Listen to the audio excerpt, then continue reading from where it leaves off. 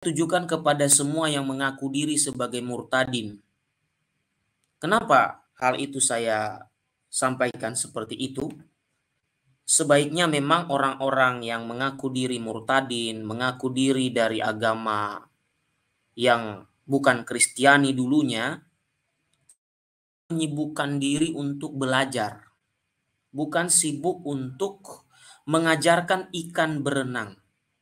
Karena ikan sudah hidup di air.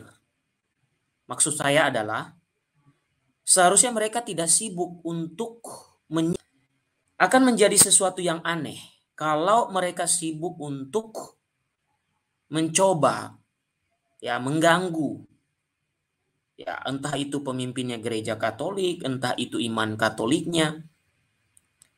Itu ibarat Anda mengganggu kakek Anda gitu ya. Menjatuhkan kakek Anda padahal Anda adalah cucunya.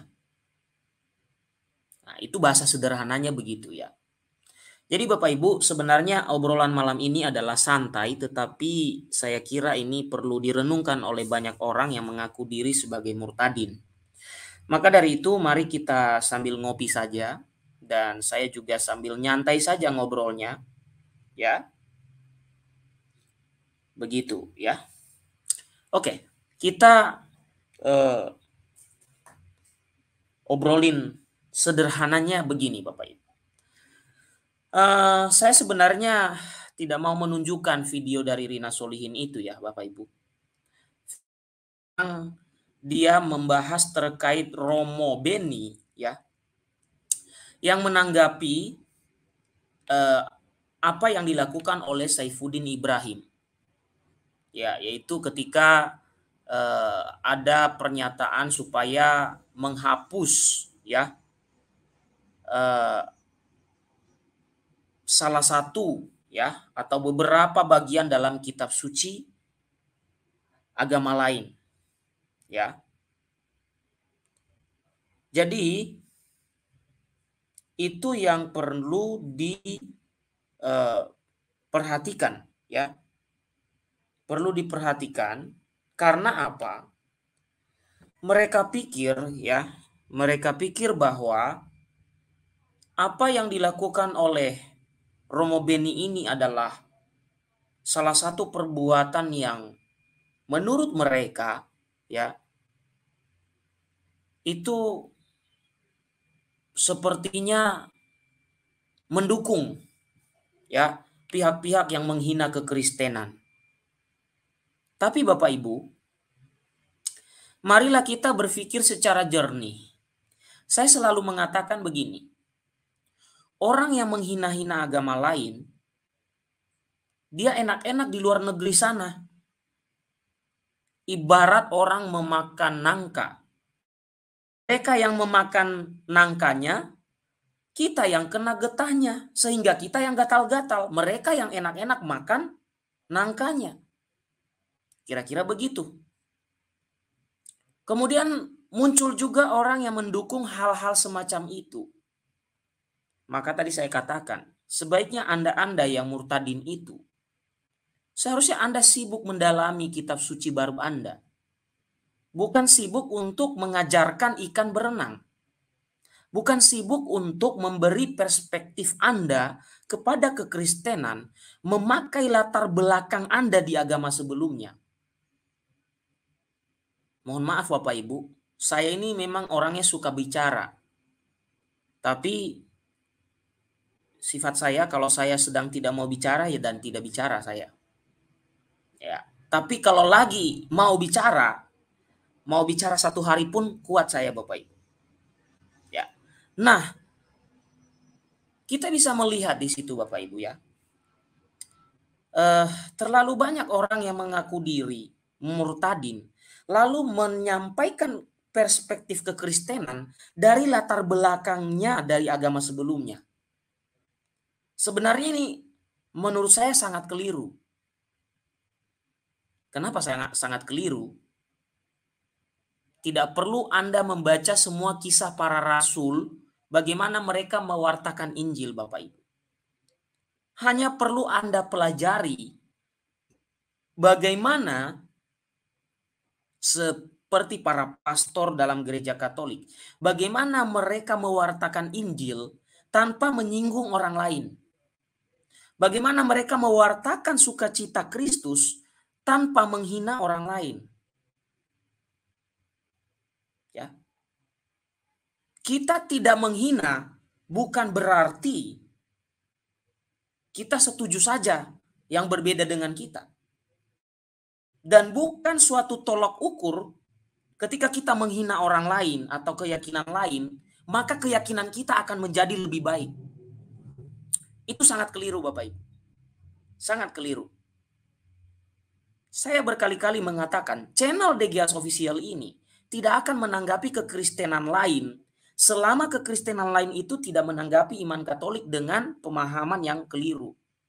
Makanya, ketika Anda melihat channel ini, seharusnya kalau tidak ada yang menyinggung iman Katolik, saya akan menjelaskan tentang katekese Katolik. Ya. Nah, kenapa saya angkat tersendiri meskipun ini bisa jadi video yang lama, Bapak Ibu. Tetapi saya mau mengatakan begini. Di dunia per-YouTuban ini terlalu banyak orang yang suka menghina keimanan orang lain. Dengan harapan dan dengan dia berpikir bahwa dengan saya menghina keyakinan orang lain, maka keyakinanku itu nomor 1, number 1. No, tidak Bapak Ibu. Sama sekali tidak. Saya kasih contoh di dunia nyata. Contoh di dunia nyata. Ada sebuah pepatah mengatakan begini. Iri tanda tak mampu. Iri tanda tak mampu. Maksudnya apa? Ada orang-orang oknum tertentu, dia sibuk membahas keyakinan orang lain. Itu bisa jadi karena dia tidak mampu seperti keyakinan orang. Bisa dari segi prestasi, bisa dari segi perkembangan, bisa dari segi organisasi. Bisa jadi seperti itu. Tetapi akan berbeda dengan orang yang sibuk membenahi diri, sibuk membenahi organisasi keagamaannya supaya semakin lebih baik. Itu akan sangat-sangat berbeda. Tetapi perhatikan, aliran-aliran yang baru muncul kemudian, seperti alirannya Rina Solihin ini, seperti aliran-aliran yang baru muncul kemudian, sebenarnya kenapa sih mereka menghina kekatolikan, Bapak Ibu?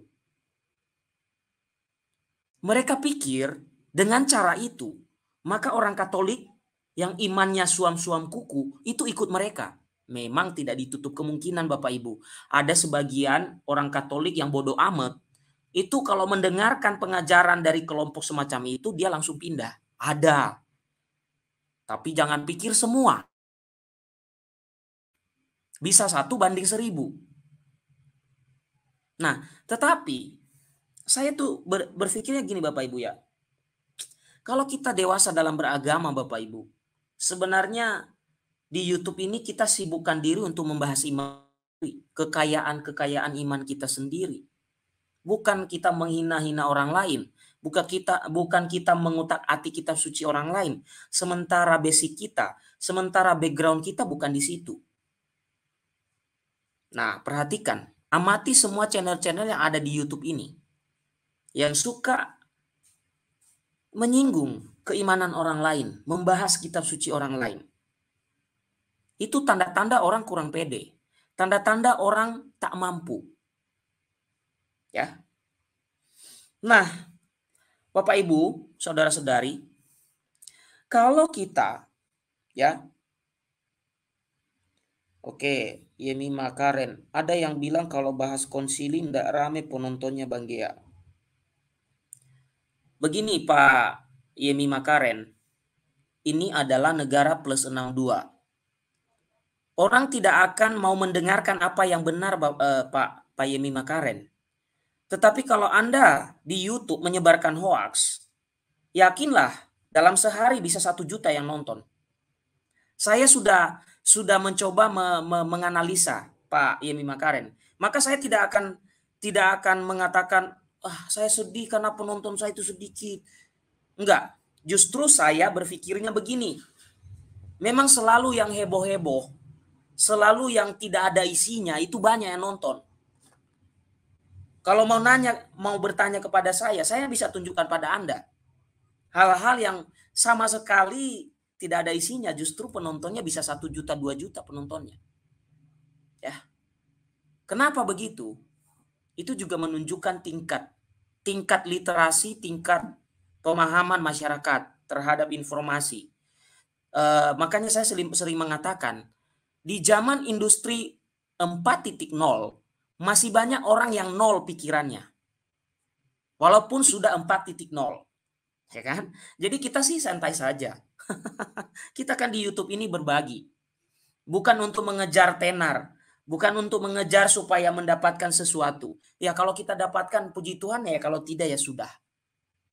Toh kita bukan menggantungkan diri sepenuhnya di YouTube ini. Bahkan kalau saya tidak tayang sebulan pun tidak ada masalah buat saya. Tetapi ada suatu kerinduan dalam diri saya untuk berbagi. Ya. Oke, kita kembali kepada topik tadi. Kalau nanti Bapak Ibu mau melihat videonya boleh juga. Tapi ya saya hanya berpikir ya siapa tahu mereka melaporkan ya di YouTube ya, karena itu dinilai sebagai mengambil mengambil video mereka, ya mengambil video orang lain gitu ya, kira-kira begitu. Jadi saya kira jangan saya putar ya. Oke. Jadi nanti kalau memang kita perlukan sekali untuk kita lihat, kita akan putar. Nah, kita masuk ke kontennya Bapak Ibu. Memang saya tidak memberikan yang berat-berat malam hari ini. Begini, kenapa topik mengajak murtadin belajar dari Rasul Paulus, termasuk Saifuddin Ibrahim, termasuk Rina Solihin, dan semua murtadin yang sedang aktif di YouTube ini. Apa perbedaan Anda dengan tetangga kalau isi channel Anda juga sama dengan menghina? Apa perbedaan Anda? Anda dengan embel-embel mengatakan sedang menginjili, tetapi di dalamnya berisi penghinaan terhadap keyakinan lain. Lalu perbedaan Anda dengan mereka apa? Ya.